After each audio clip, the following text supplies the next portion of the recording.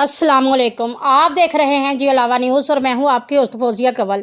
ایک نظر ڈالتے ہیں آج کی نیوز پر۔ چترال میں مونسون شجرکاری مہم کے تحت محکمہ جنگلات کے اہلکار 3000 دیار کے پودے لگا رہے ہیں تاکہ ملک میں جنگلات کی کمی پر قابو پایا جا سکے اور یہ پودے بڑے ہو کر ہمارے ماحولیات پر بھی مثبت اثرات ڈال سکیں۔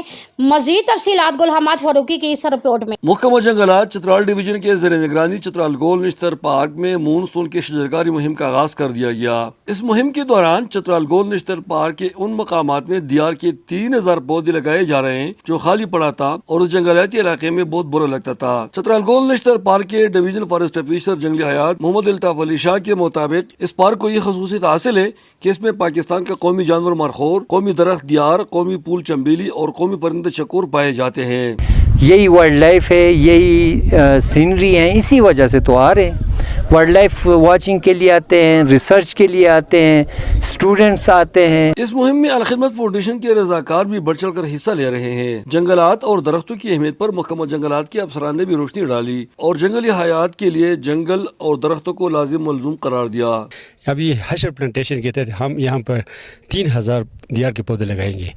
جو یہ بلینک ایریا ہے اس کو کور کیا جائے گا۔ عوام کا تو یہ ہے کہ اس طرح کی شجرکاری مہم جو ہیں اس میں بڑھ چڑھ کے حصہ لینا ہے تاکہ جو ہماری جو اسٹاکنگ لیول ہے چترال کا وہ زیادہ سے زیادہ ہو۔ جی پودے کی افادیت تو یہ ظاہر ہے، سب کو پتہ ہے، لیکن کچھ اس کے ٹینجیبل فوائد ہیں اور کچھ انٹینجیبل ہے۔ ٹینجیبل فوائد میں تو یہ ہے کہ یہ ہماری روزمرہ استعمال کی چیز ہے، دوسرا ہمیں سایہ مہیا کرتا ہے۔ اس مہم کے دوران فارسٹ نگہبان اور رضاکاروں کو باقاعدہ تربیت بھی دی گئی کہ پودوں کو کیسے لگائیں تاکہ وہ کامیاب ہو کر نکلے اور خشک ہونے سے بچ جائے۔ ہم کافی مشکور ہیں فارسٹ ڈپارٹمنٹ کا کہ انہوں نے بہت زبردست انیشیٹو لیا۔ فارسٹ کنزرویٹر شوکت فیاض کا کہنا ہے کہ موسم سرما میں چترال کے لوگ کھانا پکانے اور خود کو سردی سے بچانے کے لیے لکڑی جلاتے ہیں جس سے جنگلات پر بہت زیادہ بوجھ پڑتا ہے۔ اگر ان لوگوں کو متبادل ایندھن کے طور پر سستی بجلی یا گیس فراہم کی جائے تو جنگلات پر کافی حد تک بوجھ کم ہو سکتا ہے۔ یہ سیلاب تو کلاؤڈ برسٹ کی وجہ سے آئے گا، لیکن نقصانات امید ہے کہ نقصانات کم ہوں گے۔ جنگلات کے سلسلے میں ہم تھوڑی سی مسکنسیپشن کا شکار ہیں کہ یہ جنگلات صرف یہ نہیں ہے کہ زمین کو تحفظ فراہم کرتا ہے یا وائلڈ لائف کو سپورٹ کرتا ہے یا لوگوں کو کنسٹرکشن ٹمبر دیتے ہیں۔ جنگلات ایک بہت بڑا ذریعہ آمدن رہا ہے صوبائی حکومت کا، لوگوں کو ادھر روزگار بھی ملتا ہے اسی کی وجہ سے۔